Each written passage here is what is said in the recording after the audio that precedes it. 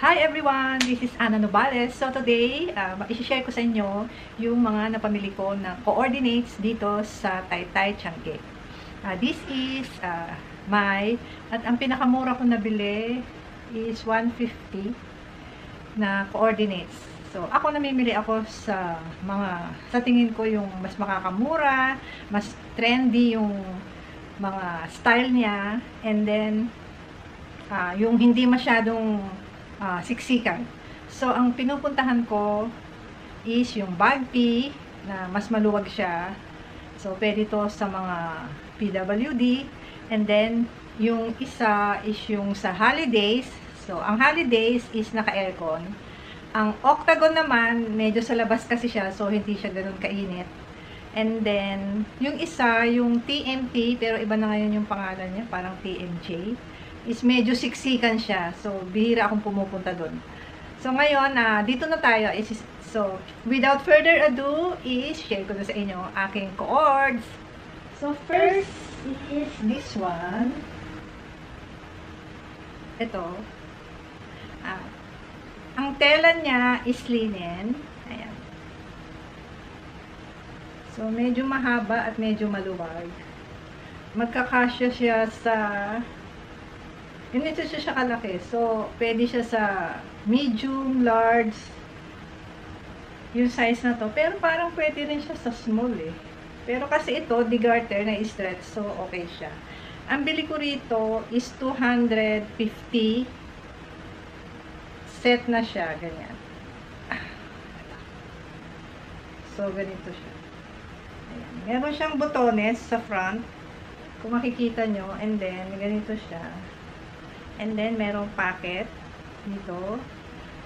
This one, may packet din siya both sides. Dito at to. Kaya lang medyo manipis siya. So, kailangan magsuot kayo ng under na white para hindi masyadong makita yung inyong mga panty.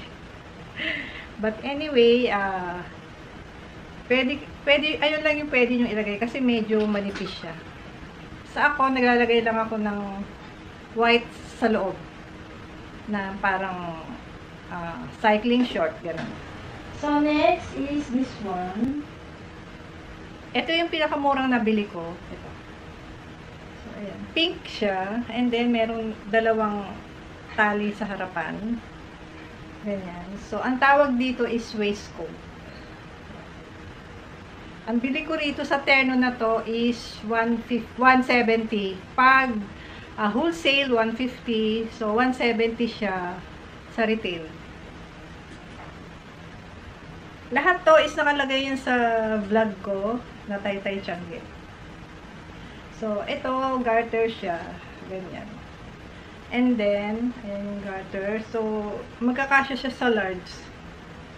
Parang kasya pa sa XL eh. Kasi ang laki oh. And ang laki rin kasi, ang wide din kasi yung pants na to eh. Sobrang wide siya, ganyan. And then, mahaba. At medyo manipis din siya. So, kailangan nyo mag cycling short sa loob na white. Ang tela nito is linen din.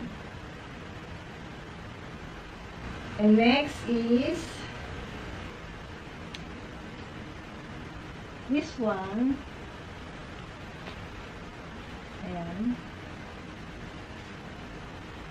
Coords din to. Ang bili ko rito is 230. Sa Holidays ko siya nabili.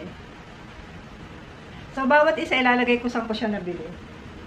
And then, ito naman yung short. Itong short, meron siyang pocket sa side. Dito.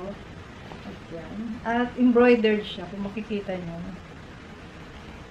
Ay, hindi. Ito pala, design niya lang yan. Ang embroidery pala, ang embroidered niya, itong hindi siya embroidered. Para siyang sticker na nakalagay. Pero hindi na siya natatanggal kasi nalabang ko na to eh. Ayan, sticker to. Hindi siya embroidered. At medyo makapal yung tela niya. So, okay lang to. Kung gusto nyong mag-cycling short. Pero sa kailangan din, iba yung tela niya eh, pero hindi siya mainit. So, next is, ito pala, may nabili ako na blouse. This is 120.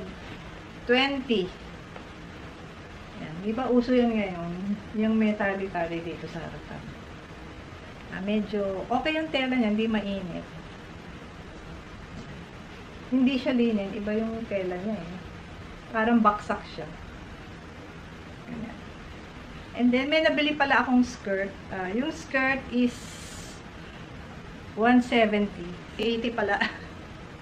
Yan, 180 siya sa bag tee. So, ngayon is, ita-try on na natin.